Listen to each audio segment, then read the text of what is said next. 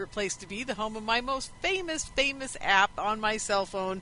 It sits center front, and it's really big. I got it to grow. I don't know how I did that, but I managed to do it. And it reminds me every week that I've got to be on the network, and I'm hoping you guys are joining me here every week on the network as well. And guess what we're doing tonight? We're doing a holiday special. I try to do one every year if I can, and I've got 4 very amazing guests with me. My guests this evening are going to be Chuck Paloka, my buddy Tron, Melinda Leslie, and we're going to round it up with Grant Cameron later on. So I just want to let you guys know it's been a very interesting year for me, and on my first show, coming back after the new year, I will talk about all that's happened to me this past year and what I'm planning on doing for the new year, and just what 2018's got to bring for me. So I hope you guys tune in for that. That'll be after January 1st. I believe it's on the 3rd. And, yeah, it'll be a fun show. I may be my own guest. We'll see. But in the meantime, I want to bring in with me tonight on our holiday special my friend Chuck Paloka. Chuck, how are you doing? I'm fine. Thanks for having me. That's great. I'm glad to hear that. What are you guys doing for Christmas this year? Hanging out with the family. That's what I usually do here in California. Most of my family's back east, and I don't get back there very often for the holidays. Right. So, right. I know. I'm actually right as this is airing right now. I'm in Portland, Oregon. So yeah, so it'll be kind of fun. But I'm going to go over and hang out with the family. I'm going to do nothing but eat and sleep. That's all I'm going to do. It'll be great. My parents say that I come home like a bear. I come home to hibernate. Oh, nice. I graze the first 2 days, the 24th and 25th, and just eat and eat and eat, and then I just hit the bed for about 4 days after that. Then I eat about New Year's Eve, And, no, it's the only time of year I get to sleep, so, I'm really thrilled about it. But anyhow, let's get back to what you are as a contactee, because I call you a contactee because of your experiences as a child. Let's briefly recap those for the audience, because you have been on the show before, but they probably, every week I have so many people on, so it's like, they're going, Chuck Paloka? Oh yeah, who was that guy? So just briefly recap what happened to you. I know most of it was in your childhood, correct? Correct, right. Yeah. Started out when I was 2.5 years old, seeing the faces in the windows. And then that's a great story, but we're not going to go into it tonight, but that was a great story. The craft over the next door neighbor's trees and all, but yeah. And didn't your sister, wasn't she part of all this too, and your brother, that you found out much later on in life? Well, there were 7 of us, so yes, 2 of my sisters admit to waking up during abductions as well as myself. And we all saw the craft. We used to wake each other up at night and sit at the window and watch them. So, wow. See, now this is pretty, folks. I'm telling you, my whole theory about families being involved in all this, I swear it's real. There's very few people I talk to, except for the kids that are, the only child. But everybody else tells me, I know my brother was involved. Maybe not my 2 younger sisters, but I know my brother was. And then years later, they usually find out the sisters were too, or the brother wasn't, or, just something. But it's always that way. I've never had it be where it wasn't a family involvement. Did you ever find out if your parents were involved? Well, they never mentioned that they were, but they did see them. Wow. So... all of us did. Yeah. So the problem we got here again is if your parents were seeing them, then they were being taken. They just didn't remember it. Well, and when I learned when I was 13, 14 years old, and I started reading all the books, and later on, my mom asked me, well, why do you think they're not telling us? And she also admitted that, how could I admit to you as a child when you were insisting that you were being taken, that you were, and that I knew it, and there was nothing I can do about it. You'd go to bed scared to death every night, So, yeah, it's interesting. Yeah, it is. It really is. But, in a weird way, that's the whole thing about how we manage it, as humans. If we didn't have our parents saying, oh, those are little made-up monsters and don't worry about it, and they're your imagination. If they didn't say that, you're absolutely right. We'd be a terrified species. We'd be down here cowering every night and not knowing who's going to come and get you.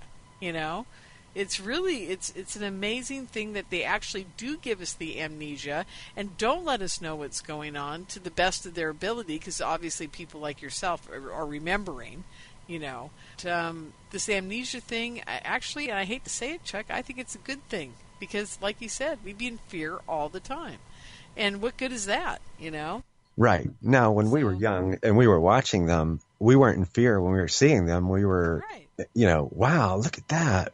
That's really cool. What is it? I think that's great. I love that.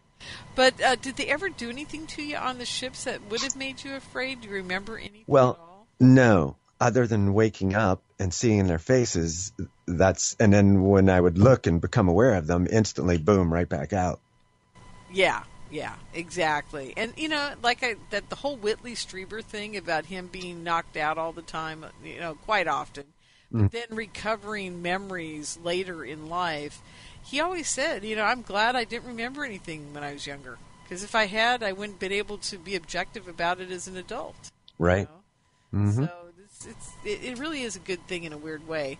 Now, what I do want to talk to you about, though, is you have some great footage up on YouTube about sky watching at your house, right? And the different crafts you've seen up there with the night vision. Mm-hmm.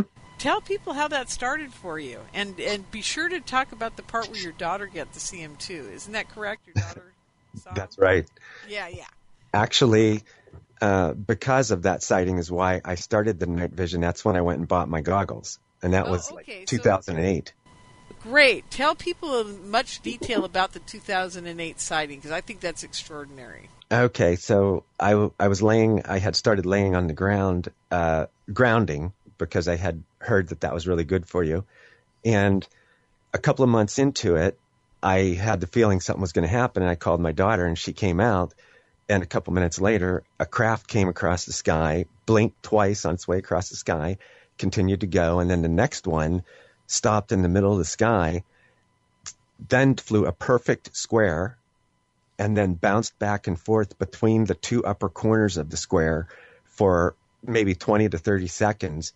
And that it narrowed the distance, and then it went out like we couldn't see it anymore. So we didn't know if it flew off in space. But my daughter, 23 years old, going to college, was just, blown away. Wow, what in the world was that? It's just, now how low was that? Because we've talked about this before. Was it like the size of a thumbnail with your arm outstretched, or was it smaller? This was in space, and see, this was on the same line that we see most of them flying north to south. That particular craft was flying north.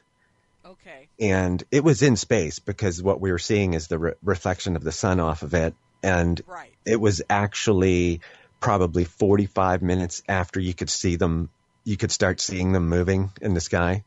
Yes. So it was, I would have to say it was at least 100 to 150 miles away. Sure. So we're talking way up there, like Melinda and you and all my friends who do the UFO tours, where we go out and look for them. Mm-hmm. Those are the ones we normally see. Correct. Yeah. Okay. So they're way up there, but their maneuvering is just extraordinary. I mean, that's when you know you got a real craft. If it comes in and makes a square shape and then bounces between the two corners for half an hour. That's absolutely mind-boggling. I've had some extraordinary sightings in my life, and I got to say, Contact in the Desert, I've had two of my most extraordinary. 2 years ago, we had these green fast walkers come shooting up the canyon there, and then they went up into space, Chuck, and they made a triangle formation. There were three of them, and they turned into a triangle, and then they just faded out. They were going way up into space. It was absolutely extraordinary. Oh, wow. Yeah, and then this last year out at Giant Rock, the biggest and most amazing sighting I've ever had, and that I think most people have had in the last 30 or 40 years, except for a crash saucer, is this F-14 or 15 or 16. It's one of the latest models of fighter pilot planes chasing a UFO, and this thing is 250 feet above our heads or less, maybe 200 feet. And wow. It's huge. I mean, we're talking the size of my fist in front of my face. That's how big this thing is, right? and bigger. And it was mind-boggling. We caught it on camera, and there were 62 witnesses, and nobody is talking about it. And it's just absolutely amazing. It's one of the most amazing sightings ever. No one's talking about it, and I'm just trying to figure out why they're not talking about it. Right. See? What kills me, Chuck, is this was during contact in the desert, and it was Sunday night, and at that same time on Sunday night, Stephen Greer was doing a big meditation out at Orion's Point where we saw the 3 craft the year before, or 2 years before, and what's his name? Gilliland was doing a big, calling the Space Brothers down in the amphitheater. So we had 2 of the big names in ufology calling in crafts, which they never did, by the way. Nothing was seen. We're out at Giant Rock because we're all women. Okay, I'm just throwing that in there, folks. I want you to know there is a distinction in ufology that the women usually get thrown out with the trash. And we're excommunicated out to Giant Rock because we're not allowed to do a sighting in their contracts, by the way, on the same premises while they're doing it. Okay. Wow. So you got 5 women contactees that are out in the desert with 60 other people that we brought out there from contact in the desert, and they all signed up for this excursion. They all came out there with us, and we had the most phenomenal sighting anybody's ever had in their entire life. And, they may never see anything like it again, and no one knows about it. It's just unbelievable, Chuck. Incredible. I sit here and I just go, what is going on with ufology? So, that brings me to my next question for you. What do you think's going on with ufology? I mean, do you go to these conferences? Do you pay any attention? Or are you kind of like the guy that's on the shelf just observing from a distance? I do pay attention. I've been so busy the last year to 2 years that I haven't paid as much. So, yes, yeah. I try to keep up on it. And actually, I'm hoping within this next year, I come up with a lot more time there's a few things I want to do. So wonderful. Now, do you think you'll be speaking at the conferences, or or you're going to try, or you're just going to attend, or what do you think?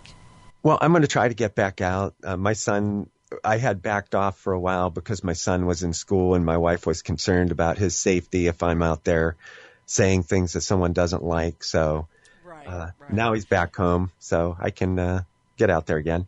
Oh, that's wonderful. Well, then, I'll be the first to say I've got a conference coming up, so who knows what you'll be involved with that. I just, I gotta go look at the roster and see what's happening.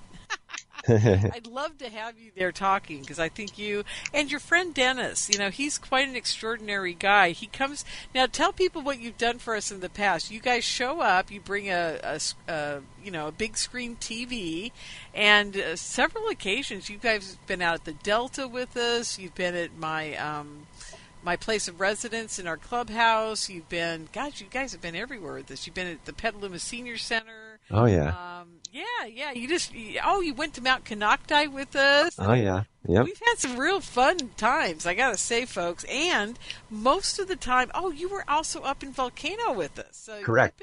You've been around the block with us.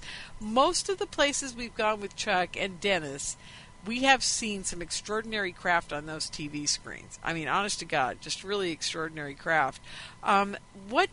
What do you think sets you aside from other people? Because I've had other people, Chuck, show up and say, I'm going to do a sky watch, and we're going to see this and that and whatever, and we see nothing. We spend the whole night sitting there waiting for something to happen, and we see absolutely nothing. What do you think sets you and Dennis apart? I already know the answer, but I want to hear if you say the same thing I'm thinking. Well, one, open mind and do your research. Like I think people have mentioned at a number of the sky watches, they thought we were seeing satellites. So we had them pull up their satellite trackers on their phones and prove that what we're seeing are not satellites. And do your homework. Try to be as good at doing what you do as you can possibly be. And of course, remain honest and, and real with people, Yeah. Yeah. Well, I think that's very important, but I also think the biggest important part to the piece to your puzzle is the fact that you are a contactee.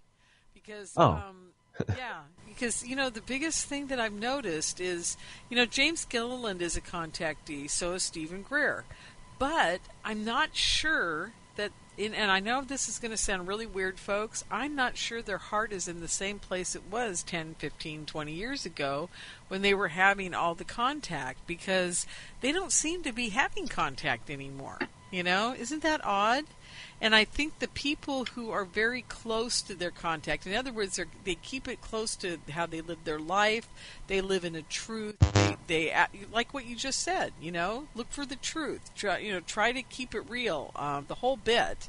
That's what it's all about. And I think once you get into this whole mindset of you got to make movies, you got to make money, you got to be speaking, you got to have a contract where people are paying you thousands and thousands of dollars to show up and do all these events, and you've got all these followers.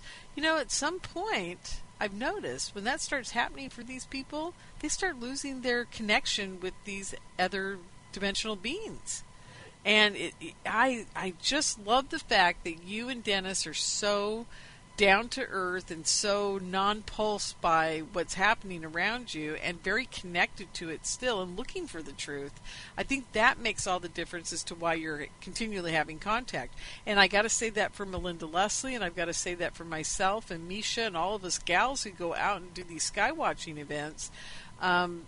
I think the reason they're getting those sightings every single time is because they are being true to themselves. They are not, and being true to the aliens. They're Right. being honest with the aliens. You can't hide from them, right, Chuck? I mean, it's not like you can sit there and hide your thoughts from them. They know everything you're doing. They're like Santa Claus, right? You gotta be, Yeah. you gotta be a good kid, or Santa Claus is gonna give you a lump of coal. Right. And, Dennis and I went into it with the idea that we were not going to take money for what we do, and that this was all about truth and allowing people to see what's really going on around them. Absolutely. That's the most important piece to the puzzle. I'm starting my UFO tours in the spring here in Sonoma County, and I've invited you guys to help me with that, and I do hope you do come along and we do that. I'm finding myself, Chuck, I'm going to have to charge people for it, because I got to invest in like $10,000 to $15,000 worth of goggles. Mm-hmm. And there's got to be some way to pay that bill back. Right. And make a living off of it. But at the same breath, I've also asked them, I've said to them, look, I've got to do this, help me. Do I do it, and do I charge money for it, and is it okay? And I actually got permission from them one day. I was waking up and they said, you know what, if you need to do that, you go right ahead, because the bottom line is you're going to be doing it, to help people that are not in the UFO community become aware of it. It's very different than, I think, running out there with all the people that are in the UFO community. I would never charge them. I would never in my Right. wildest dreams think of charging anybody that's a contactee already. I mean, what's the point in that? But I am going to be hitting a lot of people up that have never seen a craft, don't even know aliens exist, and they're kind of like, oh, that looks like an interesting tour. I think I'll go on that, And so it's going to be a very different world for me, and I just was kind of afraid to charge, but I kind of have to. I don't have a choice. Oh, if you put that kind of money out, you have to. Dennis and I are into, anything that we can get our teeth into and really do something neat with. And this has been one of those things. So to us, it wasn't important to, we only each bought one pair. So, we're fine there. But if you start buying 4 and 5 pairs, well, it makes sense to charge. And that's what Ed was doing.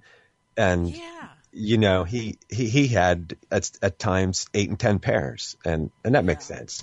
Yeah, and you got to recoup your losses at that point. But Mm-hmm. the ETs are okay with it. I just wanted to let you know. So if you come out and you guys help me, they're all fine with it. Sure. And they've also told me something very interesting. And I wasn't going to tell you this on air, but I'm going to, because they said that your story is going to tell, because for 15 minutes before the Skywatch, or maybe even up to a half an hour, I wanted to have myself and Tana and you talk about our experiences and how different they are from each other.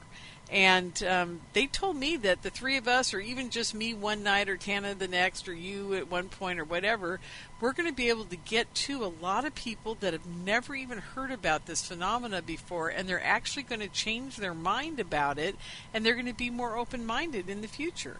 And that's all we can ask for, but I thought that was pretty extraordinary, you know? Mm-hmm. There's not going to be a lot of people on these tours. I said, I'm not doing it.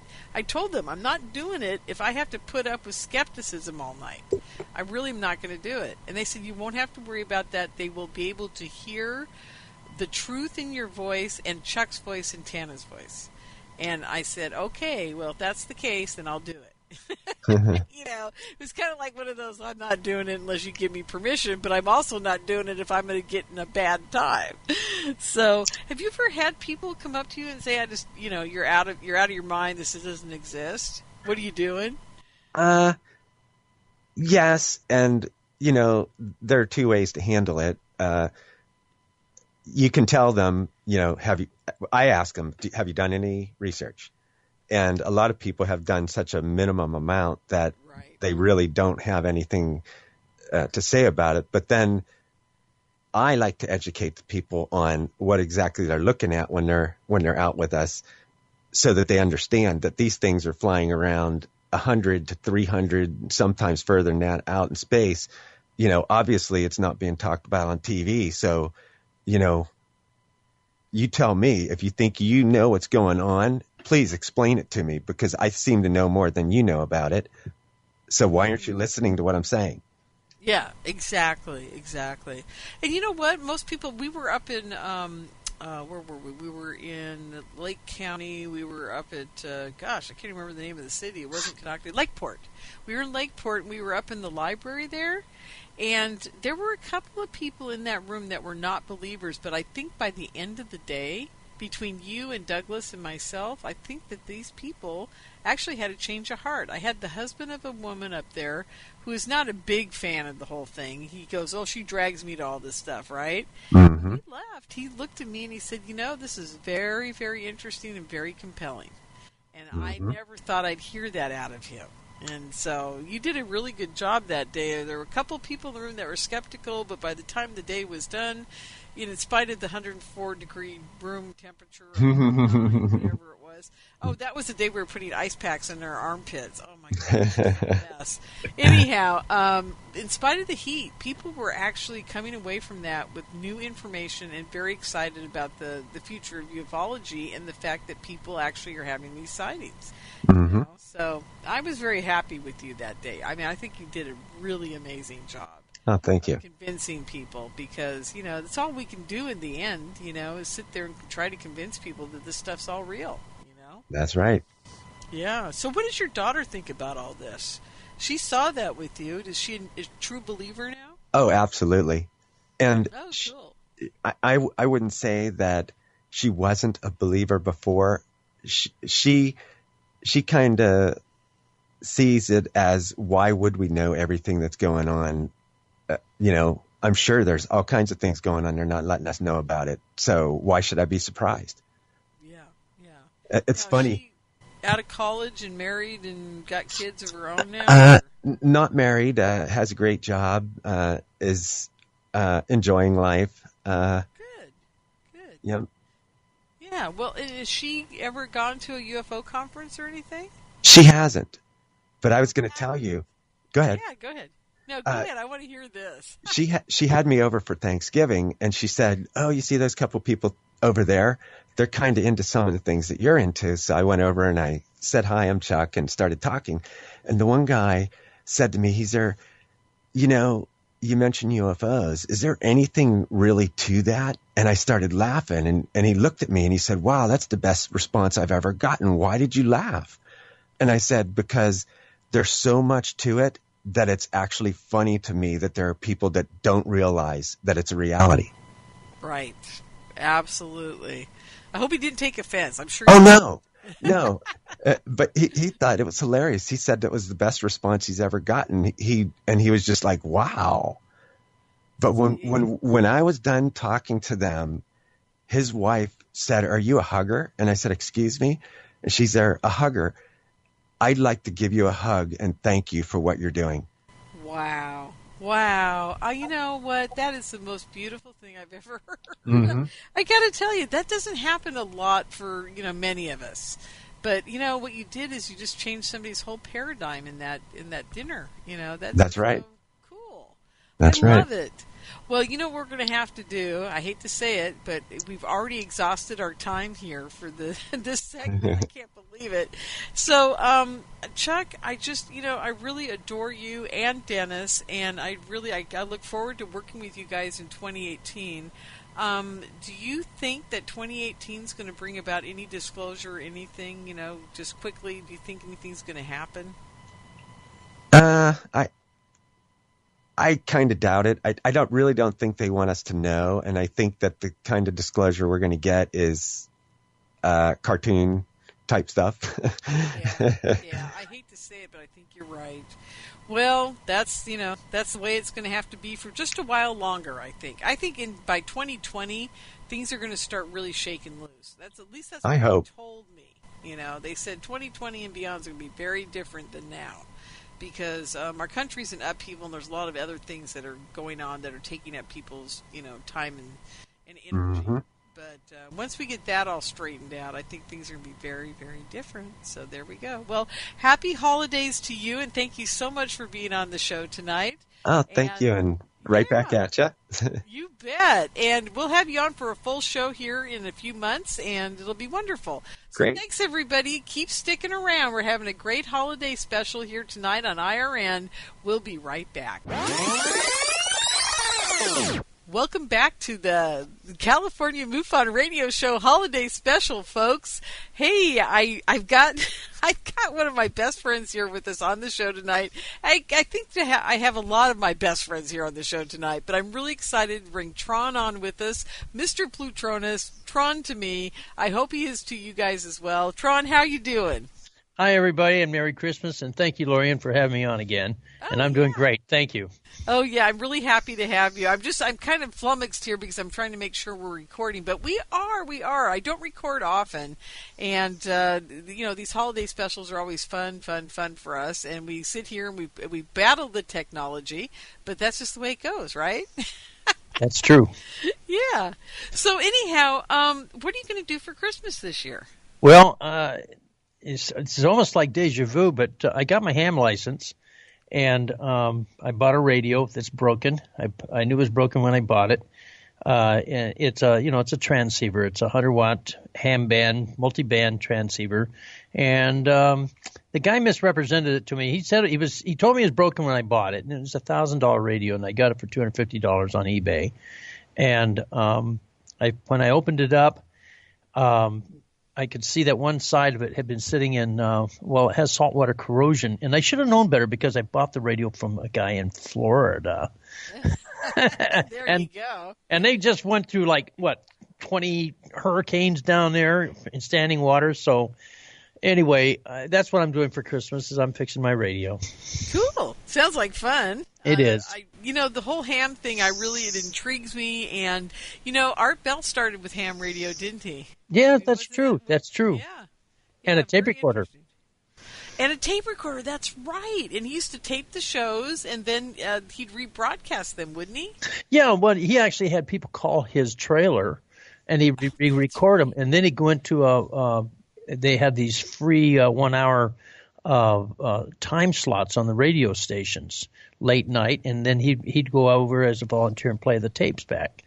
And it became so popular that Robert Bigelow, the billionaire, got wind of it, and he started funding his show, which then allowed him to the station started getting advertisers, and basically Robert Bigelow funded the show so that it became coast to coast, and it got so much syndication. And Bigelow was using the show to draw attention from all the ufologists out there. Everybody who was having contact experiences would call into the show to get a chance to talk on the show, and Robert Bigelow got access to the information before anybody else did, and he'd send his teams out to study those events.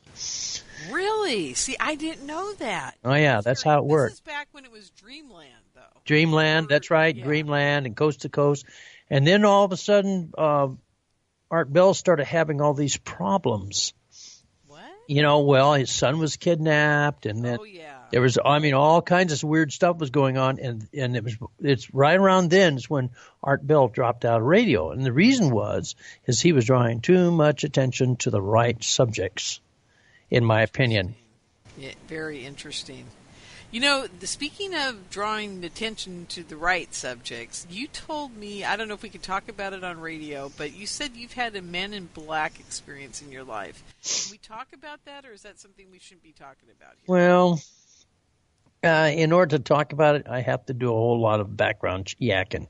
Okay, but it's not exist, right? I'm still absolutely trying to wrap my head around what a Men in Black is and if they exist, and how come I've never seen one. Well, I tell you don't want to see them, first of all. Every time they show up, there's something bad going on. I mean, it's bad. Oh, my God. And now, are they human or are they alien? I don't know. I think they're alien. Really? You're about the 10th person that's told me that. Everybody I've asked that's had an encounter said, God, that couldn't have been a human because they were just too bizarre. They every time there's a Men in Black event happens, there's always something involving some kind of a weird sexual aspect. Really? Now, how come the other guys don't talk about that? I mean, maybe it's because they're embarrassed. Yeah. I was embarrassed about one of my encounters. If it was an encounter, it had to be, because no one tells you to keep their eyes shut for a procedure if they're not going to scare the bejesus out of you, right? Yeah. Yeah. So, mouth shut, yours and eyes shut. You don't want to know about what's going to happen. You sure don't want to see it. I certainly felt it. I can tell you that. But oh my God, that was one of the most painful things I think I've ever had done to me in my astral existence or wherever I was. Oh yeah, you can hurt in the astral plane too. Oh jeez. It don't matter where they stick it in your orifice. If you're whether you're in the astral plane or otherwise, it hurts. It hurts. It's funny you bring that up, because I have a friend of mine who's an experiencer that's going to be speaking at my conference, and he told me the other day, he goes, I've been having all these encounters all this time, and I don't know if he wants me to tell what happened, but basically they did some probing, and he was like, I always told them, don't probe me, And yeah. Don't stick it in there. Yeah, and he finally did it, and he was so furious. He just was like, oh my God. He goes, I can't believe they did it. But anyhow, I mean, it's interesting, the Men in Black are supposedly, now this is what Dan Burrish said at one point. I don't know if you believe in anything that Dan Burrish has to say, but he at one point said these weird Men in Black, a lot of them are aliens that have come down and inhabited dead or very sick people that they're animating their bodies. Do you think he was onto something? I mean, I don't have a clue. The weirdest thing I've ever heard in my life. I don't believe it. I don't. You can do certain things with physics, and I don't think bringing back dead people is one of them. Yeah. The problem is if you have enough science that you can cause flesh to come back and be animated, why not just make it from scratch? Well, true. And who says they didn't make us from scratch? Well, why would they make it look like it's dead? Well, that's true. Why would you do that? Why would you have to control a body that's Why not? Well, I mean, if you got enough science, I mean, what happens to flesh when it dies? I mean, what happens to a body when it dies? The nutrients, the nutrients. Okay, your bloodstream is the nutrient and the waste canal. Yes. It's a pipe, right? And it brings oxygen and basically sugar, sucrose. It's the sugar. It brings that to the plant, to the cells. Yeah. Osmosis takes place. It feeds and aspirates the cell right through the walls through osmosis. And the cells do their action, and they move around and fornicate and whatever else the little cells do in there. And then they output their waste products back into the bloodstream. Okay, and then the liver takes all that waste out, and the bladder, and the kidneys separate the fluids, the toxic fluids. So you got your urine is carrying out the toxins out of your bloodstream, right? And the waste, the hard waste, comes out of the alimentary tract, which starts at the top of your stomach and goes down through the intestines. And that's really where your body eats, is not in your stomach, but it's in your intestines. The top part is the vitreae, which are these little hairy things that reach into the food canal, and it's pulling out the food, and it's putting the stuff it doesn't eat falls down through gravity down in the lower portion, becomes the poo-poo tract, right? The alimentary tract. And it comes out as waste. Okay, so long as these things are working, your body, your flesh and your cells are supple, and they got water and they got fluid, and they're alive. When it dies, all that stops happening. All the waste matter starts staying in the cells, and it starts rotting, just like, food in the refrigerator. It starts rotting, and before you know it, starts breaking down, and that's what makes bodies stink so bad. And they stink like there's a special kind of a smell when dead bodies. Human dead bodies are worse than animal dead bodies, but they're in the same category as stink. Okay, to keep the body from stinking and completely rotting, morticians come in and stick a couple of little hoses into your veins, and they pump formaldehyde. Mm-hmm. They flush out the blood, the stagnant blood. They flush that out through all the pipes, the veins and arteries, and they drain the blood out and replace it with formaldehyde. Basically, they're turning you into leather. True. Okay? True. Then they bury you in the ground, and you look like a person, that you used to know, until you touch one. You ever touch a dead guy? Yes, I have. Oh man, they feel like cardboard. Yeah, it's weird. Very interesting. They're almost it's a weird feeling. You want to get a feeling of what it feels like? Take a person that some person and have them touch your hand to their hand. Thumb, finger to finger, like that, and then take your other hand and run it up and down a finger. So that what your thumb touches your friend's finger, and your other fingers touch the other side of your own hand. It feels like that. You can see that you're feeling something that you recognize as being human, but it has a cardboard kind of a feeling to it. It's like, ooh, that's a distant kind of, wow, how can you be distant and yet near at the same time? It's that kind of a weird, it's a high strangeness feeling. Anyway, so you got basically a piece of cardboard there, or a piece of leather with eyeballs in it. So, actually, they take the eyes out because they disintegrate anyway. They take out the brains, they take out the heart, the lungs. Okay, so you got a shell sitting there. Okay, why would an alien come along and reanimate a piece of leather to look like a person? If they got the technology to do that, why not just make the person from scratch? I know, but maybe there's some, I don't know. Like I said, do you want to believe Dan Burge? I don't know. The thing is, though, if the brains are still intact and it's a freshly dead body, not an old brains are not intact. That's the first things that die on a human being. In fact, that's why you do die. People die because the brain dies. That's when you bleed out. It isn't because the heart and lungs aren't got any blood. It's because the brain doesn't have any nutrition. When your brain dies, it's when the body dies. Just that simple. Everybody dies the same way, unless you get shot in the head and all your brains get splattered out. But like Kennedy, but everybody sparkles out. That's how you die. It's like having a foot go to sleep, and you get those little sparkly feelings in your feet. Well, instead, it's in your vision field, and you actually see it. And you actually see the little sparkles, and you sparkle out. How I know this is because I have a very bad case of arrhythmia. And what happens is, periodically, I take medication for this, by the way. Once in a while, my heart will stop beating long enough that I start to sparkle. And actually, I see it as a kind of a numbness forms on my lips, my tongue, and my fingertips. Everything starts getting kind of a numbness, a tingling sensation, and then I actually see little sparkles. And then you pass out. And then you pass out. That is exactly how everybody dies. Okay, it's not unpleasant. It's scary because if you know what's coming, oh, shit, I'm dying, What the hell's going to happen next? According to my Kabbalah teacher, we're just as conscious in this life form as we are when we're asleep.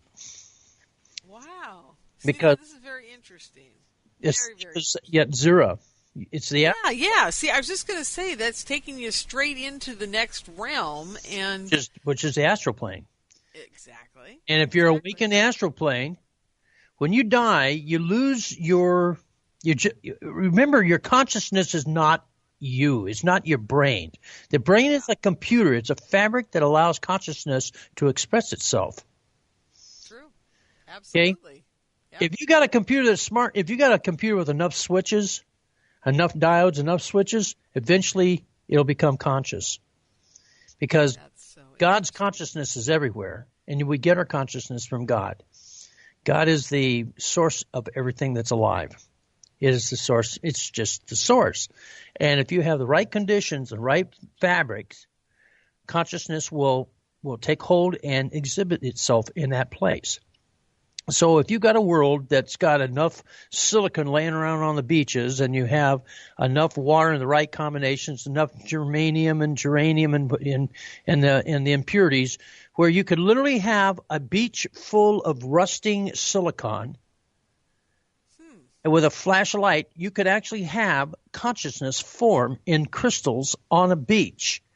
And it could literally become a silicon-based intelligence, switching-based intelligence that evolved entirely on its own and be a totally alien consciousness that could continue to evolve until it became mobile.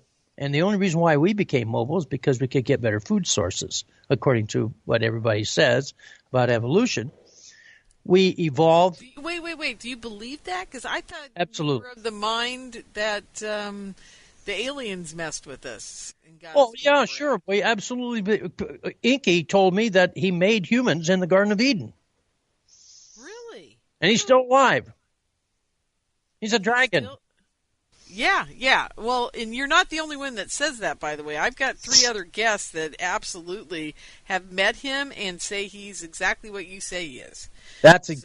I'm just telling what he told me, and it was before I knew anything about astrology or tarot cards. He told me he programmed into early humans. He said first of all he said that he belonged to a secret order in Sirius B. He says that's the place where the good dragons come from. Is they come from Sirius B. The good reptilians. There's good and bad reptilians. Just sort of like Russians and Americans, or maybe Americans and Israelis. They're the good and the bad. Okay, yeah. and so, or bad Americans too. There's bad in everything, but there's a tendency to have specific predispositions in races, and it may not necessarily be bad. It just may be so different that they don't get along. Okay, and that's what makes them bad. And I'm going to throw one other little mix in here. It's usually religion-based. Usually it's religion-based. Yeah, okay. So go You ahead. betcha. Anyway, so the good guy reptilians dragons come from Sirius B, and he is a member of a secret organization, secret spiritual group in Sirius B, and wherever they go and create colonies, and they do it all the time. They fly around in spacecraft, and they're always looking for resources for their home world or for their interests. And when they find a place, they, instead of themselves working the mines and all this stuff, they take the most intelligent life form on the planet and they cross their DNA, the reptilian DNA, with those life forms, and they create literally a subspecies of reptilians that become literally slaves for them, and they work the mines. They do the labor. And that's what they did to us. Only the difference is in most of the worlds of the universe, of the galaxy, it's reptilian life that forms. But because we had an asteroid that hit Earth 73 million years ago, it wiped out the reptilian life form, the food chain, the reptilian food chain. The most intelligent life form on the planet were mammals and not reptilians. So they had this big problem, and this, by the way, is supported in Sanskrit in the Upanishad, the Rig Veda. That's true. And it basically said that they had all this trouble trying to make Hansur, I forget her name, Inky's sister, had trouble trying to make humans and kept failing. And he came along and he crossed the DNA. He showed me the process. I actually saw him do it. It was like watching a movie. I watched him literally take a needle and stick it into the butt of a red-faced baboon. I could see the animal very clear. He pulled out blood, something that looked just like a syringe, and he unwrapped the RNA by 12%, the ribonucleic acid, and then he went over to something that looked like a centrifuge with a whole bunch of test tubes, selected one, put the two test tubes into this machine, punched some buttons, and a half hour later he took the output bottle, stuck the syringe in it, and squirted it into the butt of the baboon. And in 32 days, it reverted from being a quadruped to a biped. It was all the fur had fallen off of it. It had these little square, reddish, like squares. They're tiles. They look like tiles, but they're little tiles. Not like something like looking at an alligator. Only their tiles are really kind of coarse and rugged and big and thick and chunky. These are like like what you see on the bottom of a snake, on the smooth side of the snake, and it was shiny like that. But the skin was the hide was a shiny, almost bright red in color. The whole body was colored like that. Had these little short, almost looked like horns on the top of the head, but they're little bumps. The eyes were goat slit, blood red. The eyes were originally blood red, but they were orange aqueous humor. The slit was blood. It was blood red aqueous humor with an reddish orange vertical slit. Had 3 fingers, thumb, and it had a short tail.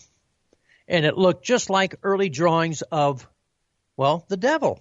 Right. Looked like early drawings of the devil, man. So this is our ancestor. Our ancestors. They were called Hermanubis. They were called Hermanubis. Then if you look on key 10 of the tarot deck, you'll see one, and it's a drawing of a Hermanubis. And they call it a Hermanubis. In Egyptology, it's called a humanubis. But it was a prototype human, what was called a prototype human of the Egyptian Book of the Dead discussions. Anyway, that's what we were made as. And originally, baboons, you see, have 4 fingers and a thumb, and the Hermanubis had 3 fingers and a thumb. And if you look at the ring finger and the inner finger, in all of the early drawings of the tarot and early human drawings from the Hebrew traditions, the 2 inner fingers are drawn as a fat finger in the middle. And at some point, what happens after what they call the fall, those 2 fingers separated.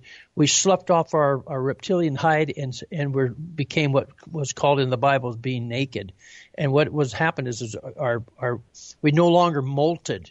When we sloughed off, just like snakes and reptilians regularly molt, and they get rid of their old hide because they're cold blooded. The mammalian DNA became more dominant. And we went through what they call the fall, and that was we no longer molted, and our reptilian hides sloughed off, and our 2 inner fingers became separated. We had 4 fingers and a thumb again because that's our mammalian ancestor had it, whereas the reptilians have 3 fingers and a thumb, and we became bipedal. We were always bipedal, but we became less reptilian-like in our behaviors and became more and more mammalian. And somewhere around that time period is when the dragons went someplace. They're still around, but as best as I can tell, they using technology they went up into another dimension. It's not yet zero. If it's in yet zero, it's a higher dimension form of yet zero. Because no, it's not. You know why? Because all the UFO contactees that I've talked to that understand the dimensional time space they created a construct around this planet that what they called the slots. And this is what I heard from a guy that supposedly was helping Nixon with the UFO problem. He says, Lauren, you don't understand. They created a whole nother dimensional time space around this planet or next to the planet, or I don't know where it is in relationship to us, but it's where they take us. It's where they hide. It's not anywhere near God. I can tell you that. It's not near death. It's a whole construct. I understand. It's got nothing to do with dying or death. It's just it's another place.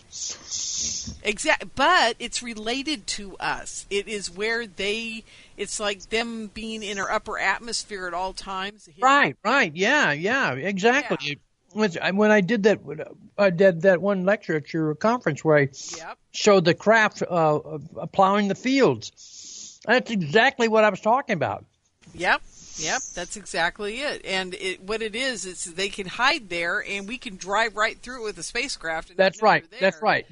But because they're in a different dimension. Yeah, exactly. And they're just as physical in their dimension as we are in ours. Only the way Anna Hayes in her book Voyager described it. Right. She said that there are 3 prakritis per dimension. And by changing the phase relationship of those prakritis, they are able to move between our dimensions.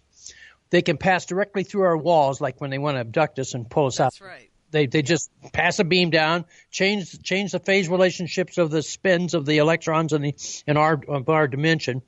Yep. The phase coherence, and they just reach down and grab somebody, and they just pull them, and they change They bring their coherence, their phase relationships into their dimensional construct, and then they just pull us right up through the ceilings of our houses. That's right. And everyone says, "Oh, it's magic," and it can't be true. And the sign, "Oh, that's all bullshit," And what it is, it's just advanced science. It's all it is. It's not magic. It's not voodoo. But it certainly is reptilian. Well, you're not going to believe this, but our time is almost over. We got like 10 seconds left. Every time I talk to you for 25 minutes, it goes by like in a blink, literally a blink of an eye. I have to tell you, Lorian, I really enjoyed chatting with you this time, but I want to say something. Everything I just told you guys, I absolutely believe with all my heart. Oh, I do too. Because trust me, you guys, Plutronus is the real deal, and I've had enough corroboration to know that everything you said to us tonight on the show is absolutely real. Real, at least in the sense that others have seen similar things. Exactly. And we still have to be skeptical a little bit. Yeah, you got to use your brain and stay on this planet in some way, shape, or form. So, anyhow, okay, sweetheart, thank you so much, and Merry Christmas to you. And Merry Christmas to you. Because Christmas is already past when this is airing. I just want to say, God bless each and every one of you. May you all have a Merry Christ Mass, and I wish you and your families to be safe, well, and happy. And let all beings be free. And please, please, please pray for our misguided country and help them get back into the light. Yeah, Merry Christmas. Thank you, Lori. Absolutely. Thank you, sweetheart. Have a great one. Okay, folks, stick around. Somebody's coming up next. We'll be right back. Welcome back, everyone, to the California MUFON Radio Show Holiday Special. My third guest this evening is Melinda Leslie. I'm so happy that she's with me here today. How are you doing, Melinda? How's your holidays going? Oh, doing so good. They're going great. I'm excited because I'm actually about to travel to Denver to be with some of my family, my sister and brother-in-law, and their grown kids. They're all in their 30s, and it'll be really exciting. Well, maybe they have one in their 20s, but the rest are in their 30s, and so it'll be really exciting. And some of them now have kids, and so I'm really looking forward to that, and it'll be great. This year I lost a significant friend that you knew as well. Actually, I've lost about 4 significant friends this year. But mainly the one living near me, I didn't want to be all depressed or anything. So I'm really glad that I'm going to be with family and have a really great, fun Christmas. My brother-in-law, Mike, has this giant family, and they do all these big events on Christmas Eve and Christmas Day. So there's multiple parties to attend, and so that's it's really fun. It's really traditional, and it's awesome, and it'll keep me enjoying the holidays and not at risk of being depressed about anything. Yeah, yeah. When you lose people, it's really tough. And the fact that I knew your friend, I don't know if we can say Yeah. your name, yeah, but the Well, fact that I Scotty, knew we can her, say that. yeah, My friend Scotty Little and Star. yeah, and I knew her just a little bit. I met her a couple of times. We've gone out to dinner together and things like that. And we actually spent a conference together. The four of us. There was Nancy was with us, and Scotty, and you and I, and we just had a great time. And I'll never forget when we sat.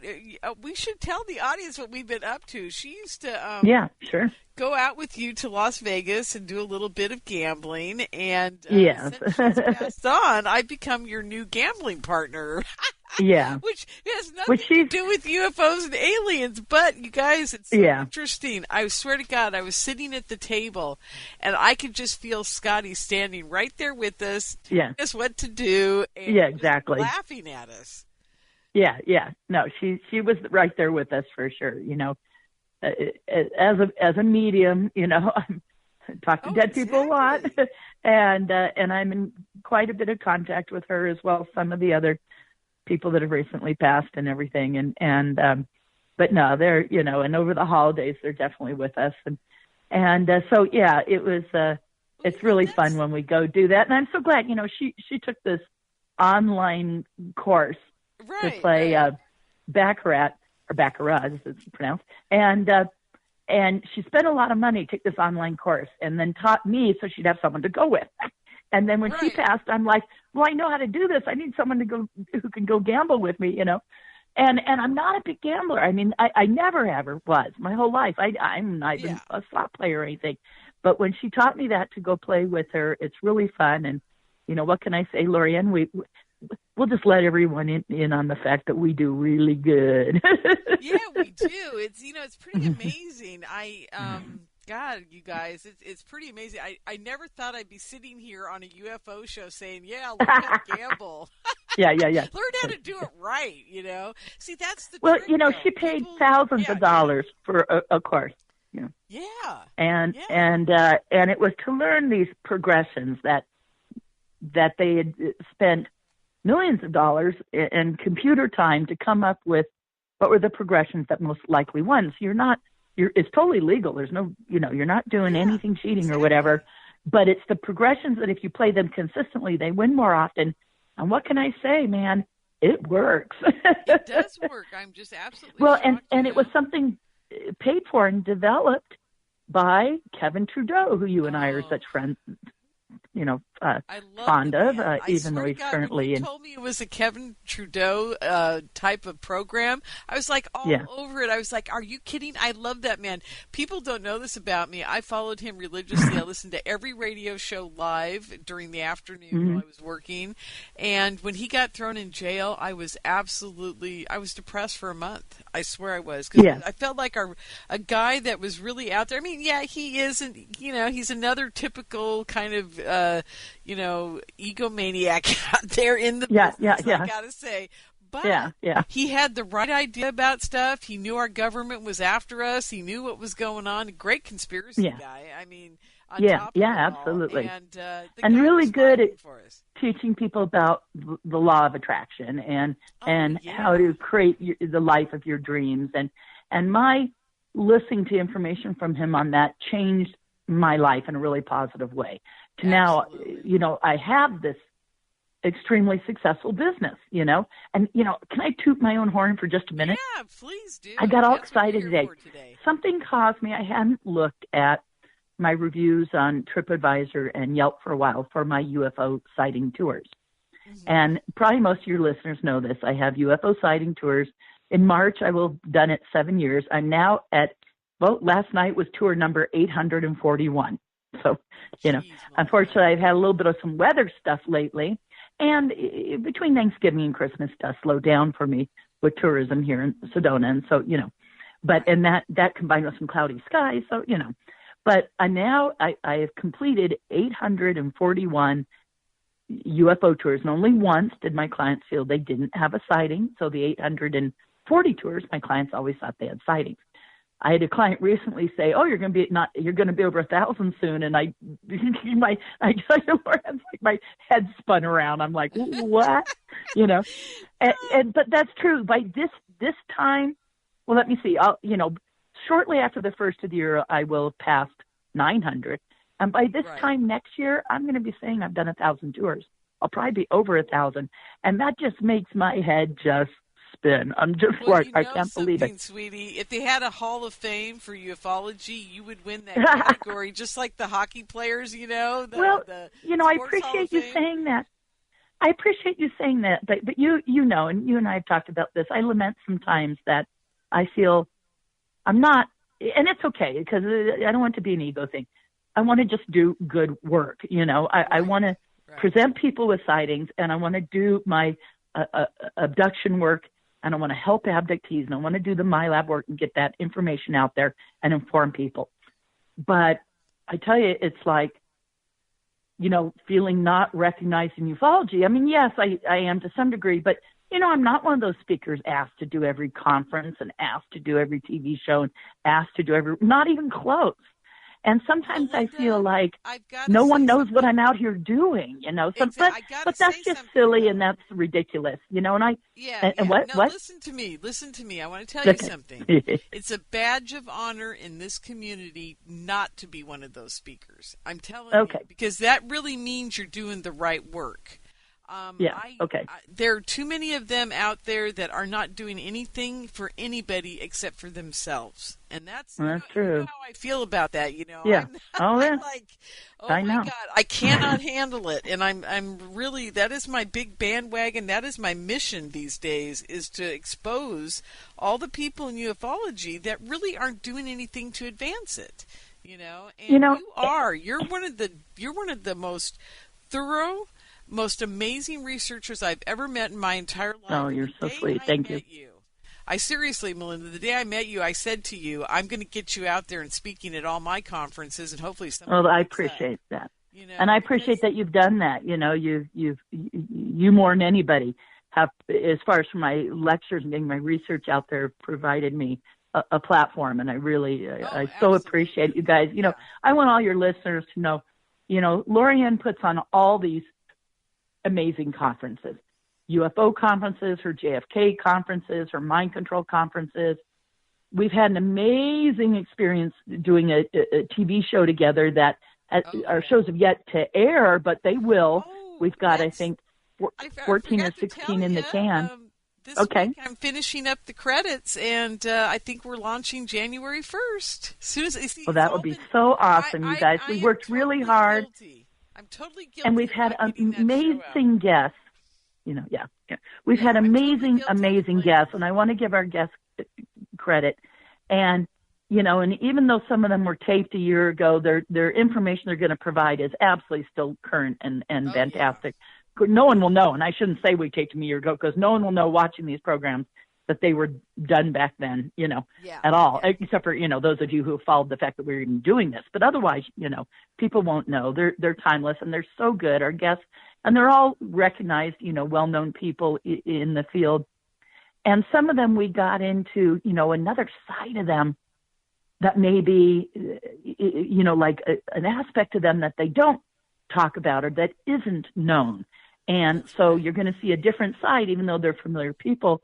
You're going to hear something from them you've not heard before, and they were really great. And I'm so excited that those are going to start airing. We've always wanted them to, but there's been a variety of reasons on the production end, and our producer and his companies and stuff. So finally it's going to come out. And the bottom line to all this is it costs money, folks, to put all this stuff together. Oh, amen. So, yeah, it's just one of those things that every time we turned around, it's another 500, it's another 400, it's another 300, and it's just the way it is. And we need people to know this, Melinda. We have paid our own way to the studio. Yeah, amen. I was just going to say that. Yeah. I want people to know when they start seeing these, and we've got. Is it 14 or 16 in the can? We shows? have 14, but 14. 16, okay. But I think only 14 are going to air. And okay. There's a couple reasons why 2 of them may not air, But Sure. you know what we are going to air that people are going to be surprised about is I have insisted that Sean David Morton be aired. I think it's very important. And I'm okay with that because he did a really good show with us. I know out there people are going to go, "What? Oh my God!" You know, folks, he is in jail. Yes, you know, and he very likely defrauded the government over some money. But aside from that, his research still stands. And I don't want people disparaging his contribution in the past, personality aside, ego aside, and maybe his financial dealings aside. Okay, I'm not going to, I'd agree with people. There's problems there, sure, but as a researcher, and when he was good, he was good. And at times, and I think it's a tribute to the fact that he contributed to this community for years. And I think, we've agreed, everyone in the production end of the show has agreed, as long as we have like a disclaimer in the beginning and the end, so people understand where we're coming from. But to say this shows his contribution as research. And I think we're all willing to stand up. And if we catch flack for it, but I think if anyone watches the show, it's going to be a tribute to the Sean that we can still appreciate. Oh, absolutely, because he was on his best behavior with us that day. Oh, yeah. And we got into areas that he hadn't talked about for quite some time and told us some details about some research he'd done. Some great personal stories. And It's great. Yeah. Yeah, absolutely. Absolutely. Yeah. So, it's good, and it's an interview I stand behind, and I'm proud of. Yeah, okay, so we acknowledge the controversy in a disclaimer, but the interview, I think when people watch it, they're gonna have an appreciation for at least that part of him, which is great. Absolutely. And I don't know if I ever told you this, but he came up and did my time travel conference, and I swear to God, Melinda, he knocked it out of the park. It was one of the best presentations he's ever made on time travel. And do you remember in 2014 at the Gold Coast when we did the last Mind Control Summit, that recording he made for us about Ghost Walker? Do you remember that? Yeah. Oh, yeah. That. Yeah, that's great stuff. stuff. That's an amazing interview. It's almost an hour of pure Sean, and the story that happened with that super soldier from Area 51. I mean, that is the most wild story out there, and very few people know about it. So, I think I'm going to throw that interview out there as a fundraiser for the next Mind Control Summit, because people need to know these things. Yeah. Oh, absolutely, absolutely. And it's like, don't throw the baby out with the bathwater. Oh yeah, exactly. Because Melinda, there's stuff that was. Yes, absolutely. Yeah, my next question for you, dear, is where do you think ufology is going right now? I mean, what's your summation of it up to the end of 2017? Well, where do you think we're going in 2018? We're ending on a bang, and I'll tell you why. And unless your researchers heard the program I just did a couple of weeks ago with you, that it's ending on a bang in an interesting way. That ufology is all of a sudden kind of perked up because of now. Granted, controversial. Granted. Maybe not that productive, but this whole To the Stars Academy / Rockstar DeLong / little bits and pieces of disclosure, the Nimitz, footage that, and so right now there's some interesting things, just like I said, the end of the year on a bang with all of a sudden a couple of weeks of flurry, and it's going to be interesting to see where this goes after the first of the year. Because the media jumped on this. I think ufology could care less, really, in a sense. Mainstream ufology probably went, it's not really disclosure, really. But all of a sudden, there's a rush in the last couple of days or week of media activity regarding this. And it's, you guys, is it big, giant disclosure with a capital D? No. But when you have, Henry Reid asked them to investigate, I forget what else, I admit I need to read up on it more. It's just in the last couple of days, all of a sudden, on the internet, it's gone crazy. And I'm like, well, I think I've got my work cut out for me as I get on the plane for these flights, is to do some, if I can have my phone active, is to read up on some of this stuff and maybe have an earpiece and listen to some stuff. Right. Did you see the announcement yesterday that they released that video from the jet fighter? Yeah, that's what I'm saying. Yeah. Is that the Nimitz video? I didn't know it was. Yeah. That's what I'm talking about. That's what I'm talking about. And it's just exciting. I mean, I look at it and I go, we see stuff that's good. I was totally disappointed with it, because you and I have seen But the thing is, again, it's not about ufology, you guys. Sometimes we have to step back and go, what is this to mainstream? And it's a little blip on the radar, but it is putting it out there in the mainstream. I mean, the New York Times did a significant article, and then when you read it on their website and everything, there's a link, and you can actually watch this video. And then the Washington Post did an article.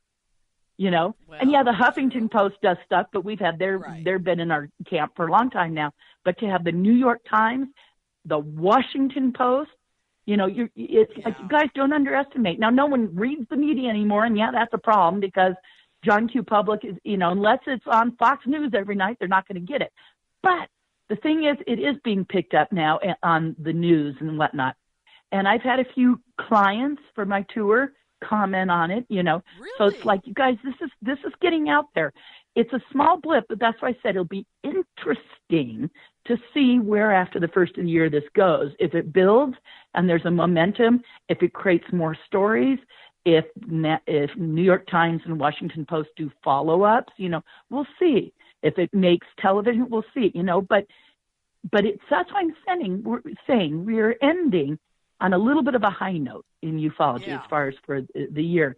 And I'm very, very pleased that I'm sharing some research now with Grant Cameron. Now, Grant Cameron, who's a friend of yours and mine, he's high on ufology radar right now. He's being asked to do every radio program, every conference, and it's because he's the one person who's bothered to follow this story and look at it on the inside and do background research on who these guys are with the To the Stars Academy, and its specific links to what has been previously known in ufology as the Aviary and or the Working Group, which myself and fellow research associate Randy Kopang and I have been doing deep research for 28 years. So Randy and I put our heads together and said, look, Grant's onto this. We need to share stuff with him. And at the StarWorks conference with Paul Harris, Grant and I had many, many meetings, of which you were present for most of them, and conversations where we were able to join our research together. And I was able to say, look, you've got the last 5 years nailed down, but I've got a previous, 28 year or 25 year, let's say 25's previous to that of information about our research into this group and their connection. And so I'm so thrilled to be working with Grant and sharing information with him. And so that's, and because of his current, what's going on in ufology right now, well, this whole story and this whole story, kind of the researcher that everyone's their go-to guy on it right now is Grant Cameron. So I think we're going to do much more activity. I look forward to the beginning of next year, and the fact that once we get through the holidays, I think him and I are going to be working closely a lot more. We're going to be both speaking on this subject together and separately for you at UFOCon this year. Yeah, it's going to be very interesting at UFOCon this year, because by the time it happens at the end of March, a lot of this is going to play out. And you might even be doing just a historical review of everything that's happened in the last year with DeLong and the Aviary and the Working Group, and all the way up to like March of 2018. And who knows what they might have accomplished by then in the mainstream media. Yeah. Yeah. So I mean, he could do a full 2-hour presentation just up to the minute with what's going on now through the end of the year, let alone, like you said, what's going to happen between now and March. And then I'm going to give a background presentation on the history of the aviary, the history of the working group, their involvement in. You guys, this isn't like a new thing these guys are doing. No. About every couple of years, they surface with some big new a piece of involvement in ufology, and they have a pattern of this.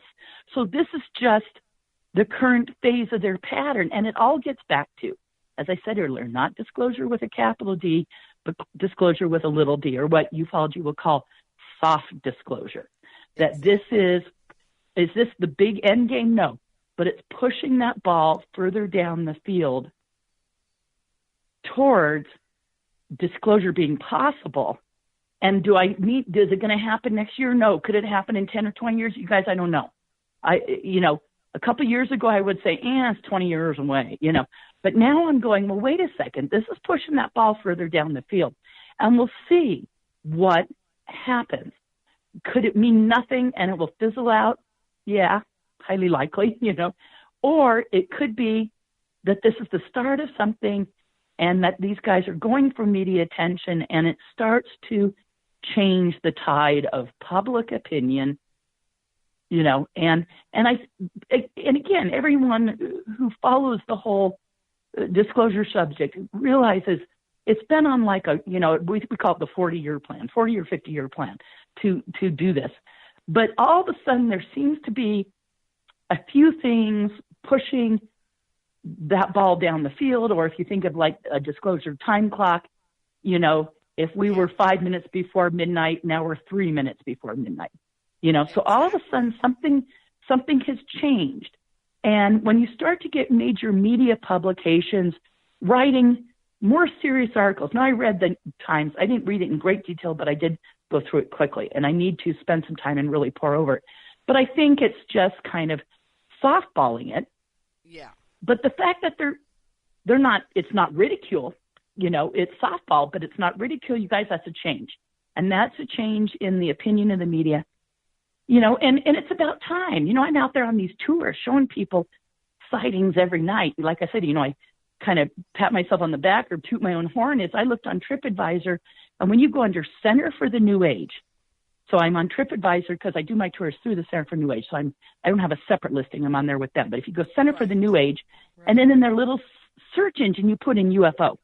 In the little, go TripAdvisor, Center for New Age, UFO in their search engine. So it brings up just all the reviews that mention UFO. I have 53 5-star reviews on TripAdvisor. Oh, my God, Melinda, congratulations. Yeah. And so, and you guys, I earned every one, clients, and I work hard on my tours, but, I never dreamt in a million years we'd have as many sightings as we do. But the reason I kind of dovetailed into bringing this up again was just to say, Melinda, I'm out there showing people sightings. Melinda, we've only got 30 seconds left in the show. Oh, gosh, so okay. Yeah, okay. Do me a favor, wrap it up, sweetie. Okay, well, I'm just saying, having sightings every night. So my clients go out there and they've had disclosure. They're like, oh my God, this is real, Yeah. And but I still want, because they tell me they have friends, they have family members, close family and siblings, whatnot, kids, and also coworkers and stuff, who they're even afraid to mention that they went out on a UFO tour, Right, and so when those people who have had sightings feel like they're vindicated and they can talk about it now, and when all the whistleblowers, you start to get massive media attention, and those people are going to be, those massive media sources are going to be looking for credible witnesses. They're going to go for the whistleblowers, and so I think ufology is poised to really do some interesting things in the year to come. I agree with you on that one. Well, happy holidays, my friend, and I will talk to you very soon. And thank you for being on the holiday special this year. It was great fun, and we'll be in touch, okay? Okay, thank you, Lorianne. Okay, Merry Christmas, everybody. Okay, thanks. Well, folks, we'll be back in just a few minutes with our next guest, so stick around. Welcome back, everyone, to the California MUFON Radio Show Holiday Special. My final guest of the night is Grant Cameron. I am so happy you guys are all with me here on this holiday night. And I hope you had a great Christmas because, this is being played a couple days after Christmas. We're going into the New Year's. And this is why my next guest is really going to be blowing you guys away because UFO Con's coming up. And we've got some amazing history of the Black Ops, of the whole government, ball of wax that's been going on to cover up for the last 30, 40, 50 years. Right, Grant? Right, you got it.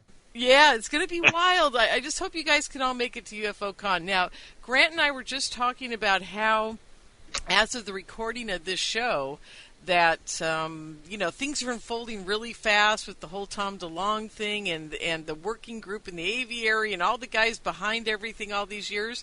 And the latest development as of today, I think, is the fact that Bigelow has been involved quite a bit. Is that correct? And a couple of senators, is that right? Bigelow, Reed and people like that? Bigelow is at the core of the story. If you don't understand Bigelow, you've missed the story because that is the story. It's not Tom DeLonge, it's Bob Bigelow. Well, you know what, Grant? You're not going to believe this. I knew this 5 years ago. And I've been sitting on it because I have people that have worked with Bigelow that have told me, basically, you have no idea what's going on, Lorraine, and I can't tell you. And when they say that to me about Bob Bigelow, that speaks volumes. I knew that he was behind everything, and I kept telling people that for like 4 or 5 years ago. I would say, you guys really ought to be checking into Bigelow. I think he's bigger fish in this pond than people think. I think he hides under the rocks, and he's probably a sturgeon. He is the guy who pulled off the biggest coup in history. He's the guy who talked to Senator Reed, who was the head of the majority leader of the Democratic Senate. Reed was into UFOs. Reed went to Bigelow. They come up with this sort of idea to get some money. Then Reed went to Ted Stevens, who had had a UFO sighting in the Army Air Force during World War II, and Stevens was on board. Then they went to John Glenn. John Glenn was on board, and then they went to Inouye, who made the famous speech about the secret government and the secret Air Force and all that sort of stuff. Isn't he the Hawaiian representative? Yeah, and he's dead.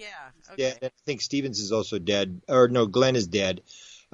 These four guys went and they got this money put out, and $22 million was spent.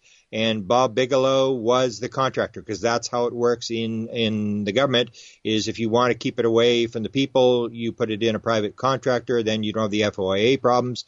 And so Bigelow was in charge. It started in 2007, and George Knapp has now confirmed that he knew about it in 2007 as it started.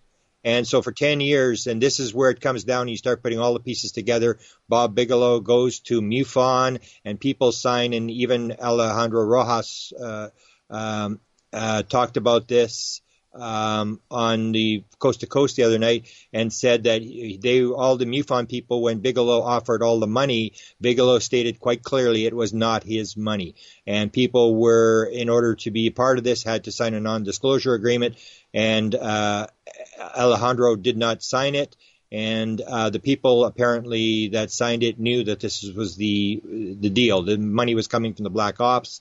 And so he got that. He bought up, I know he bought up John Carpenter, the abduction files.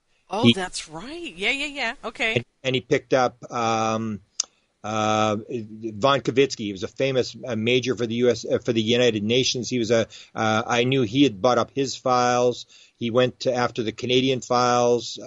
And then Tom DeLonge approaches the Free Organization, and I just confirmed with Ray this morning that they didn't try to buy the Free files, but they said that they could possibly pay for Free's people their salaries. And Ray said, nothing's for sale, we're not going to talk, and basically hung up the phone on Tom DeLonge. So it's basically... Oh, God. I got to tell you, I love Ray Hernandez. He's my hero. I swear to God. Okay. So this is So sort then of going what around happened? this conversation between you and Maria. It's all over the. A lot of people are copying it, the email. So we talked about this, but basically, so he's basically was the guy at the center of this thing, and it's the old business thing. It's OPM, other people's money. So Yeah. none of this money was Bigelow's money. It was all money that he got from the government, 22 million, and Bob Bigelow now controls the entire UFO story, and he's pulled it off. And Grant, this is just like it's playing right down my alley. I never said much about it yeah, because I was concerned for the people that I know that worked for him. Because, yeah, I didn't want to say anything because I just didn't want to get anybody in trouble. But the way they talked about him, I had such a deep-seated feeling that he was behind pulling the strings. But, I can't ever prove it. And this is amazing that this has all come out. yeah. And so now it's been confirmed by the New York Times, and the people are still missing the whole story. The New York Times has confirmed that he has a place, an underground facility in Las Vegas where he keeps the hardware. And there is hardware, and they are going to release this hardware. Tom DeLonge was talking about a 1948 crash and a piece of material that sounds like they're going to show, which has I heard 80 layers, but don't quote me on that. That this is layered material like if you remember back the Arts Parts that Linda Howe people were working on many years ago. And he has you've heard, if you read the New York Times story and the Washington Post story, you'll see the reference to a 490-page report. Well, George Knapp has now gone public and said there's not one report, there's 38 reports, and a lot of them are over 100 pages. So all this material is now controlled by him, all the reports, all the hardware, and all the video. And I keep telling people, even today, people are saying, now it's the story has moved away from Tom DeLonge. It's no longer the Tom DeLonge story. Even Tom was very upset a couple days ago that, it's another day delay, and he's all upset because people are harassing him because he's not producing the story. And he didn't have any control of the story. He was just sitting on the sidelines like the rest of us, waiting for this New York Times story, and because they coordinated this thing. It was not just the New York Times; it was the Politico and it was Washington Post. So all three agencies did separate stories the same day, and it was all coordinated that this would happen. And of course, it has gone viral, and now Donald Trump has been asked. So the press secretary said, I haven't talked to the president about this, but I'm going to talk to him and I'll get back to you. So that's where we stand with that. But the whole thing has basically gone viral. Bigelow basically controls the whole story. It's all in Las Vegas. And I remember there's an interview. I've asked for the interview. I should have it later in the afternoon. 2013 interview he does with George Knapp, where he talks about acclimatization. There's an acclimatization program going on. And George was in on this whole thing. George said he didn't see a lot of the material, but he knew this was going on. But George talked in 2013, Bob Bigelow talked about 2013, an acclimatization program, and he said, if the business puts in money, then it's proprietary information. So now you have a situation where Bigelow controls the information, and he really doesn't have to release it because he owns the material. He owns whatever they've got. And it was all handed over by this Elizondo guy from the Department of Defense. And so now people are making Elizondo as this great hero. He went to the New York Times. I have my White House UFO YouTube channel. I actually play the White House or the reporter from the New York Times who talks about the interview she does with him, how they're sort of hidden in this hotel. And so now they're playing him as the great hero, that this is the guy that he got frustrated with the government and he quit because they weren't taking it seriously enough. And it's like, come on. I mean, I keep posting this thing about puppets. Like, come on, wake up, folks. I mean, the guy's a puppet. Oh my God. And Grant, this is insanity. And you know what? By the time our conference comes around in March, hopefully we'll be able to clarify this for everybody, because here's the problem. They're all believing this stuff. They're thinking Tom DeLonge's the hero. They think this Alessandro guy is the hero. They think all of this is great. That we'll probably have disclosure within the week, and all this. But it's not going to change anything. See, Yeah. that's the thing. It's not going to be the big disclosure. My biggest problem with everything that's happened so far is how come there isn't a 24/7 news cycle running like the OJ trial for weeks at a time with you and Stanton Friedman and Stephen Greer and I'm a no fish in this game, but Bassett should be on 24/7 on Fox News. I mean, it's like, where are all the real people? Where are all the real players that have been in it for 50 years? They're not even being trotted out. It's these people from the CIA that are being trotted out and playing us again. Yeah. Well, Nobody's seeing it.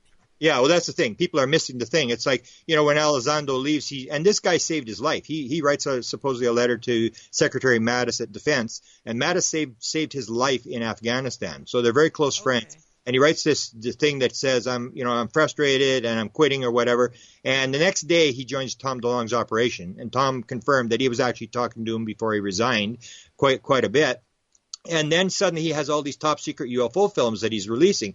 And I say, like, what is that what he got on his going away present? He got all the top secret UFO films as he quits the Defense Department. I mean, this is they're leaking this stuff out the same as they're going to with Steve Justice from Lockheed. He's coming out and he's going to bring all this material and these plans for this sort of an experiment and sort of an anti-gravity experiment or whatever they're going to show. And that's coming out of Lockheed Skunk Works. That's top secret material too. So this is how they're putting this stuff through. But it has gone extremely viral. The guy that wrote the New York Times story stated this is the biggest story that the New York Times has done for many years. This is absolutely a huge story, and you can see they're all on the bandwagon now, and they've now asked a question in the White House press room.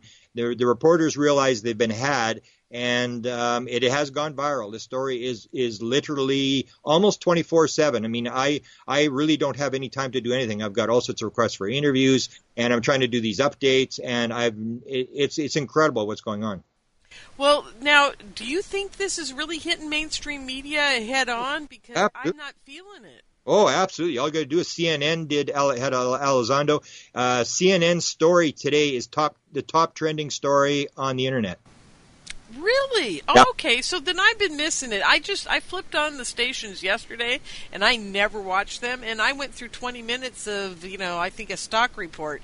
I don't think I got anything on the UFO. Well, you're on the Money Channel. You got to go to my Facebook site. Most of the stuff I'm posting on my Facebook site. Oh, okay. On my White House UFO YouTube channel, I've done two 30-minute updates since Saturday. I did one on Saturday and I did one yesterday. I'm doing another one tomorrow and another one Thursday. And this is just to update the things that have happened since Saturday. And they're like 30 minutes long, these updates as to this happened. Like today I have to add the thing about Donald Trump being asked. And the New York Times has put out a second article. The guy who wrote it, this Ralph Blumenthal, has put out a second article. And from what I've been told by somebody who's in contact, he has a whole series of articles coming out. And he also has a book coming out on John Mack. Really? Cool. Yeah. I love it. John's amazing. So these are major reports. Amazing. This is the New York Times, Washington Post, and Politico all coordinated their stories the same day. And Fortune magazine ran a story today. It's got some new details in it. Basically, every major news media, even the Chinese, picked it up. The Chinese Daily News reran the Washington Post story. Wow. Okay. So now here's the $1 million question. What difference is it making in the way everybody runs their daily lives? Has it done anything? Has it changed anything that you can tell? Or do you think people just no. Well, are really grasping what's happening? Well, people are realizing this is for real, that the government has this material. But again, I've always said it's never going to change your life, even if you know that they blew up the World Trade Center or that UFOs are real. It really doesn't change anything. This is still going to come down to what do you think that your life is about, and what are you doing about, and most people, their life is about surviving, about paying the bills, about not getting thrown out of their house, about taking their kids to soccer practice. That's for most people what it's about, and it's just an interest item for most people, and that's why we can never get this thing going. Is because most people, they don't want to donate to the thing. I mean, they'll sit there and listen to a story, they'll listen to you, but the minute you have to put some money up or whatever, because it really doesn't affect anybody's daily life, it doesn't affect your paycheck or anything like that. And so for most people, it's like an interesting story that they like to hear. I mean, in the 19th century, we used to have meetings. mediums. We'd call in mediums and do seances and talk to dead people, and now we follow UFO stories. For rich people and people who want entertainment, this is what they do,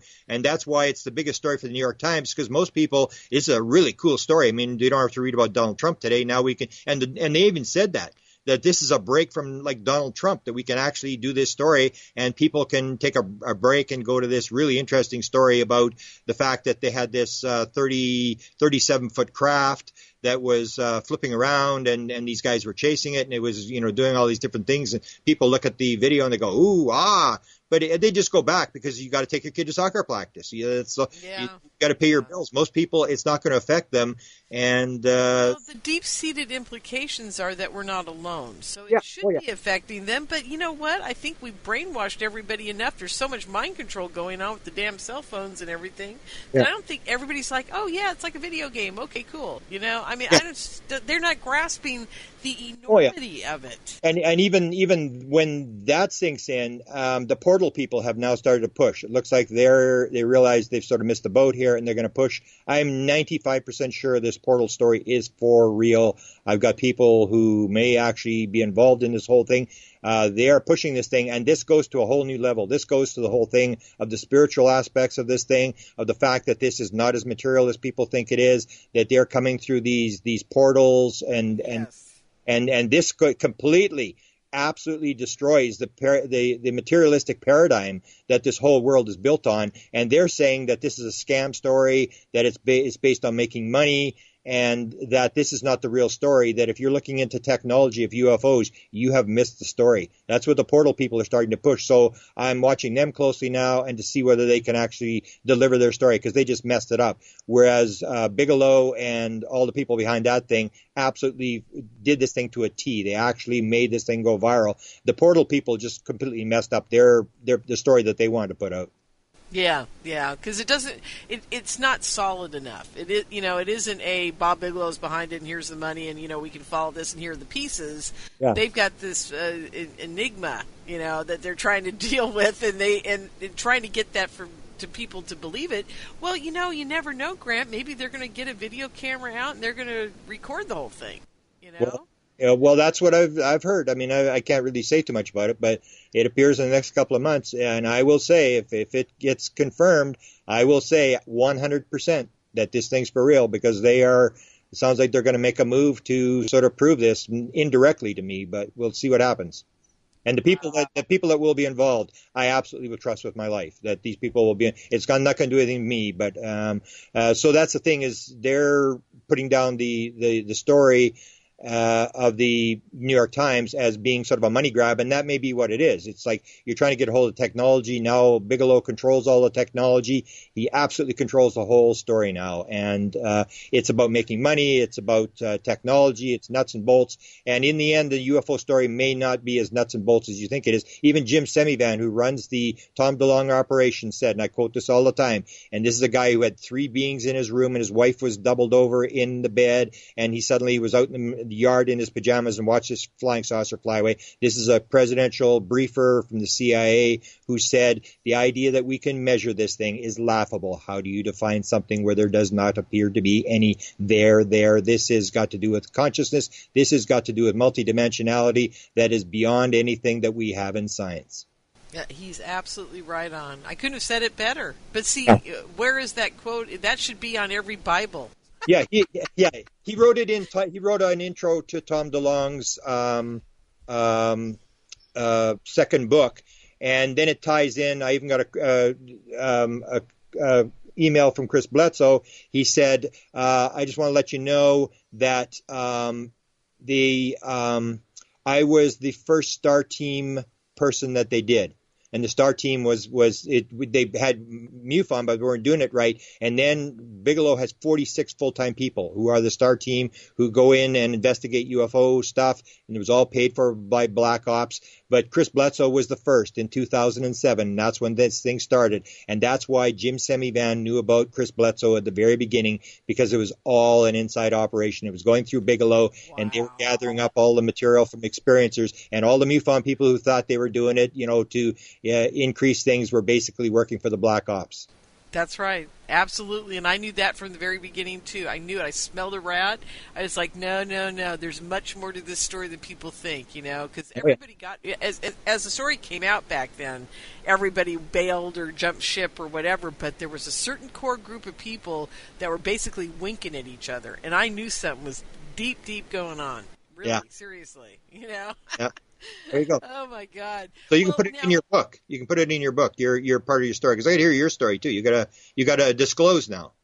Well, there's nothing to really Gotta disclose except for that my aliens or angels or whatever I deal with. I don't deal with grays. I don't deal with any of these guys. I was unfortunate enough not to get all that, I guess. But mine is very subtle. But man, I'm telling you, Grant, the things they tell me. See, what they've been doing all along is they've been feeding me information from the other side, and at one point, I don't know if I ever told you this, I'm in the car driving back from Las Vegas, and I feel arms come around me through the back seat and hold me around the waist, and then I feel this cold skin up against my cheek right next to me, and I'm driving the car, and I'm like, oh my God, what's going on? And I'm freaking out, and I hear this, I love you. Wow. And I'm going, oh my God. And then I hear, I'm part of the rebellion, for the Reptilian Rebellion. Mm-hmm. You are working with us. We love you. You're doing great work. We're going to keep giving you the information you need, or something like that. It's just, I was so flipped out, I could barely, I'm feeling this cold, clammy skin up against my cheek, and I'm just freaking out. Thank God it was right outside of Pern on the 10 heading towards L.A., and there's a rest stop in the valley there. And I pulled into the rest stop, and I swear to God, Grant, I was shaking like a leaf, and I sat there and shook for about an hour, and then I realized what had happened. They were telling me that all the information they were giving me was an inside track to everything that was going on. Wow. And I was like, holy crapple. That's the only words I can use to describe it. And it's like a knowing. You're a contactee. You understand that. It's like you just suddenly know stuff, right? Yeah. You're like going, what the heck? And it seems that they've been gearing me or sliding me into doing radio, television, doing all these things so that I could, piece out little bits of information about this. Like, one of the things they told me was that I really didn't follow for a long time was the fact that blind people cannot be controlled by the Greys. Okay. Because the only way they can get into your head is through your optical nerve. Yeah, yeah. So, they tell me weird stuff like that. Not that it makes any difference to anybody, but it's like, and then when I feel, then these little bits of information keep coming out, and people are winking at each other, and stuff is going on, and I'm like, you know what? That's not right. That's not what's going on here. I can see right through all their BS. It's like if my BS meter is off the charts. And you know what that's like? I think most of the contactees have highly tuned BS meters. Yeah. And it's very interesting. Melinda's got one, too. And when her and I corner somebody, oh, my God, look out. The poor person doesn't have a prayer to survive that interrogation, I'm telling you. Wow. So, anyhow, yeah. So it's great to know. But I'll tell you what, Grant, you know what I look forward to? I look forward to having a farm and some goats and making pottery and jewelry and just forgetting that I was ever in the whole UFO thing. Because once it's broken and everybody knows it's real, then, our job is done, maybe. Maybe we can go play hockey or something. No, they just drag you down another rabbit hole. Once you're out of that one, they drag you down another one. God, I hope not. I really do. I was saying this may be my last UFO conference. Well, that's what I always say. I try to get out of the UFO thing so many times, and every time I do, they drag me in with, some bizarre thing. Like I told the story, like when I went to Shasta, I was out of the UFO thing. I went to meditate on the side of a mountain, and suddenly the cell phone rings, and I get this message from an alien about a story that they wanted to do an option for a movie on my book that I had no interest in. And it was like, I said, you can't even make this stuff up. I'm back down this rabbit hole, and now this whole thing with Tom DeLonge. And it's like, when Melinda gave me 80 pages of new material on these inside guys, I'm going, oh, no, now we got to do another sort of, presentation or book or something. We got to, all this new material. And it's like, we always have that joke, when people quit the UFO field, we always said, don't worry, they'll be back. They'll be back. Nobody. No, it's so true. It's so darn true. I just can't even believe it. And I wanted you to know something. I don't know if Melinda told you this, but 2 years ago, Melinda and I had that same packet of paper, and we gave it to some very prominent people in the community, and they never even contacted her about it. Oh, no. Oh, my. Yeah, seriously. Oh, yeah. Her and I have been going over that material with Randy Copain, as I must say. Yeah. And this has been going on for a long time. We've been trying to get somebody to pay attention, but it just wasn't time yet, you know? Yeah. Well, I really appreciate being picked because I worked on the same thing for so many years, and I'm going, somebody else did the same thing. I'm going, holy cow, you know, this is like, it validates all the stuff I did for many years. Well, absolutely. You know, I don't think it's a coincidence that we all discovered this right now. That, you know, everybody's been working on this on the side, you know, all these years because it wasn't time yet. You know, but trust me, they're orchestrating what we do. It's not like we get a choice in them. Yeah. I agree. So, anyhow, what are you doing for Christmas? Not too much. I have family dinner, and that's about it. And I do a little bit of volunteer work. And I would say it's probably going to be the same as the last couple of days, like 15 hours a day on this new disclosure as this thing unravels. It's incredible. I mean, I have not got time to do anything. It's unbelievable. Oh, my God. I hear you. Oh, my God. Well, I'm going to be, by the time this airs, I'll have eaten my Christmas dinner, and I'll be getting ready for New Year's. So it'll be very interesting to see what's happening by that Wednesday. Oh, yeah. And I should probably have you on the show on IRN probably in January sometime. We'll do an update before the conference. And then we'll get everybody set for the conference, and then they can get the whole history in one evening. Oh, yeah. That's like I posted on, I did open minds where a lot of these people drop these, intelligence people drop this stuff. I put on there, and I also put on my Facebook, fasten your seatbelts. It appears we're about to go very, very fast. Yeah, I can't wait. Well, happy holidays, Grant. And it was Thank so you, wonderful Lori. having you on. And everybody out there, thank you so much for tuning in to this holiday special, and I will see you in 2018. Have a great one. Good night, everyone.